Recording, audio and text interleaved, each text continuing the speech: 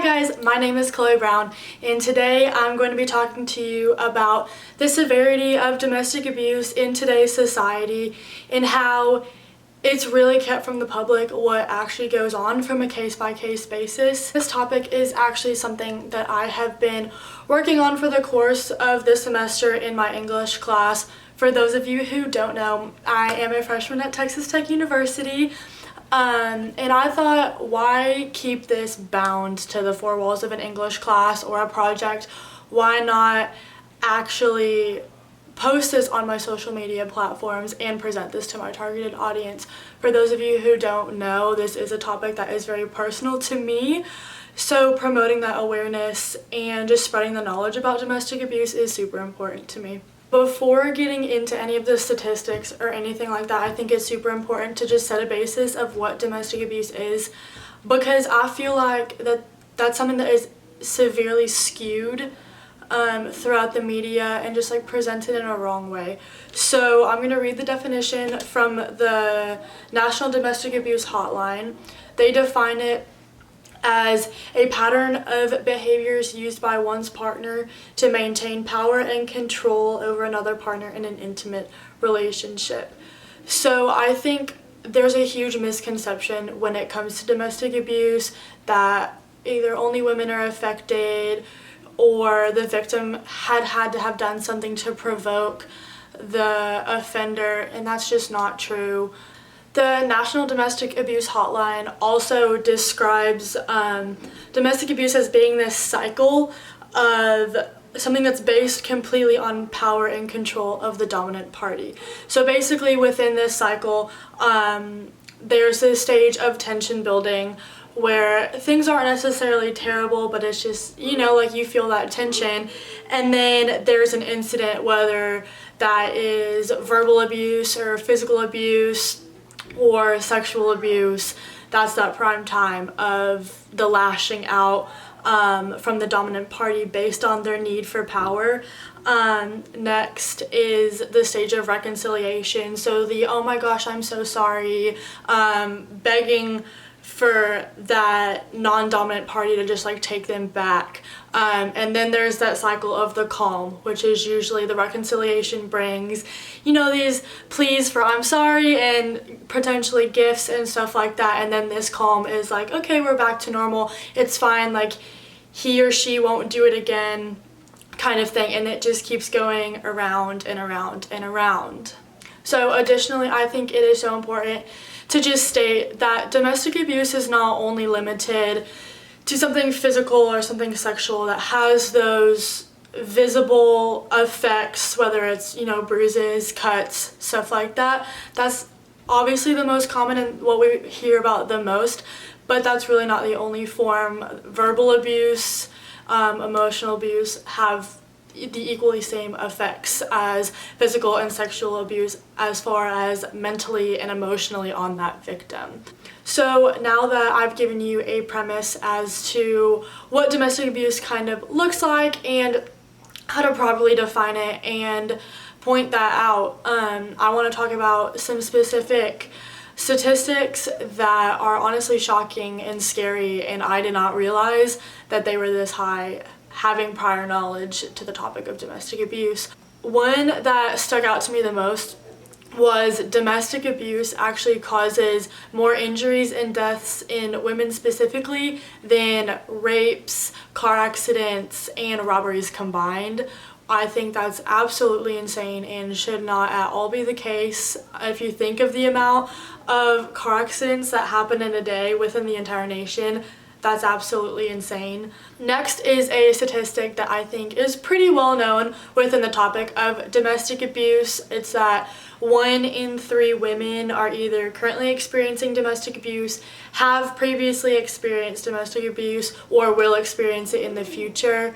That's just so scary to think about, and that's such a large number out of our population that is honestly just pushed under the rug and isn't really talked about that often, and I think it really needs to be brought to our attention. Another statistic that I thought was absolutely insane and just blew my mind completely, and I'm gonna have to read this off of my phone because of the numbers, but it's the Huffington Post says the number of American troops killed in Afghanistan and Iraq between the years 2001 and 2012 was approximately 6,488 people. And the number of American women who were murdered by a current or ex-male partner during that same time period was almost 12,000. That's nearly double the amount of casualties of a war, and that's happening in our day-to-day lives with people that we pass in the streets.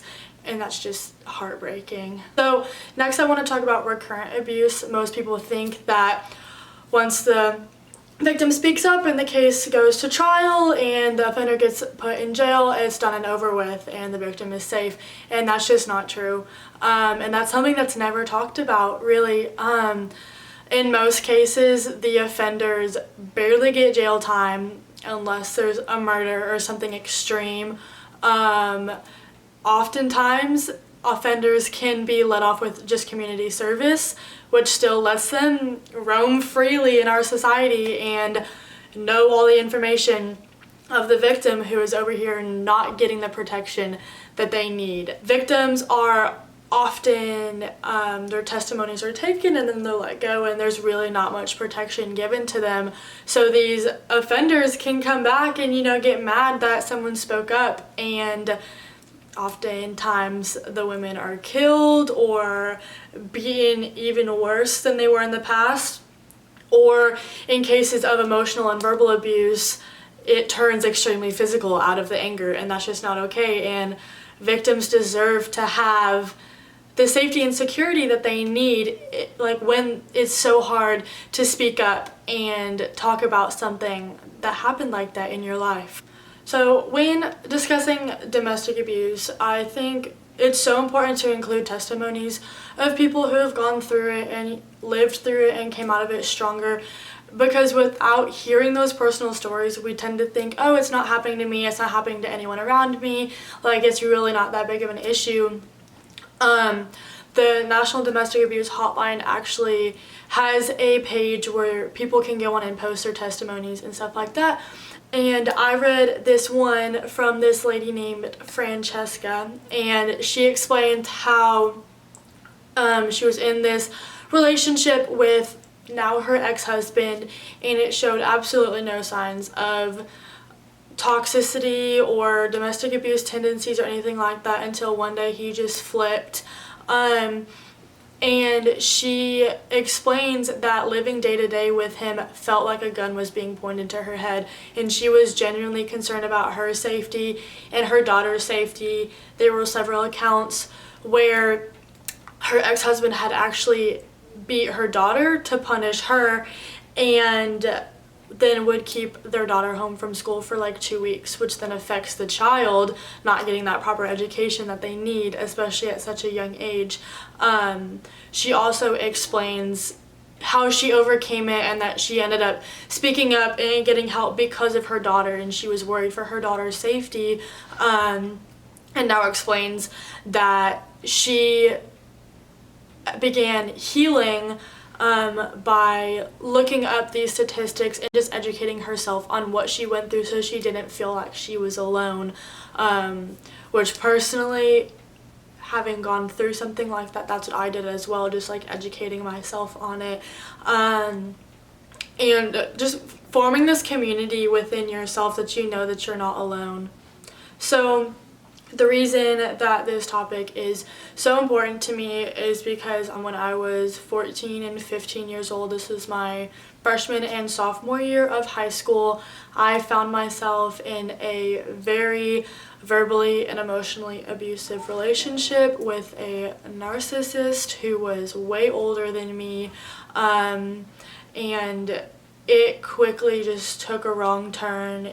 There were several threats made to me and my family. I lost friendships like so fast. I lost who I was as a person, I was just not in a good mental state whatsoever. I remember he would say things like, if I can't punch or beat you, you have to deal with my words. And that just absolutely scared the living life out of me. I was honestly so scared to leave. I didn't know what would happen. He would make comments about like my body appearance and like that I didn't look skinny enough and stuff like that. So I quickly developed anorexic tendencies. And for anyone who knows me or who has known me, I'm a very skinny person, and so for me to look at myself in the mirror and like genuinely think that I was fat as a 14-year-old is so unhealthy, and I quickly got out of that, thank goodness. But it absolutely tears you up as a human being, and it took me so long to recover from something like that. It had taken me even longer to like begin to trust another person again, but ultimately like I am stronger for it, and it's caused me to have this huge awareness for people going through it, and I like really hope that my testimony can help others who are going through this, and bring them some strength or hope or something that, I don't know, you can get through it. But the rawness of domestic abuse and how terrifying it is and how common it is just absolutely insane. And I think that in order for a change to be made, we can't just like go up to the lawmakers and be like, hey, fix this. Like, as the general public, we have to have a call to action, and attention has to be brought to it in order to make a change. So my goal with this is just to shed some light on the topic that is so prevalent in our society, but it's so pushed under the rug, and I think that that's not okay whatsoever. And so I'm hoping that the more people who know about it and like know that this can be happening to your friends or has happened to your relatives and stuff like that, it's just not okay. That's just something so traumatizing that no one should ever have to go through, and I would not wish that on my worst enemy.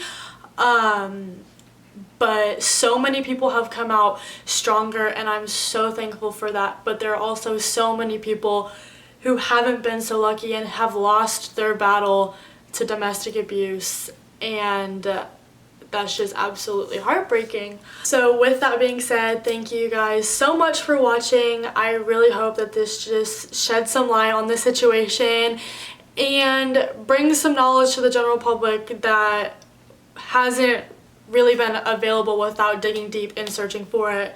I'll have all the links of websites that I use down below if you want to go read more about it. And I'll also have the link to Francesca's story links down below. So thank you guys so much. Good. Lately I've been thinking about taking less. Turn the music up just to ease stress. Call the homies up.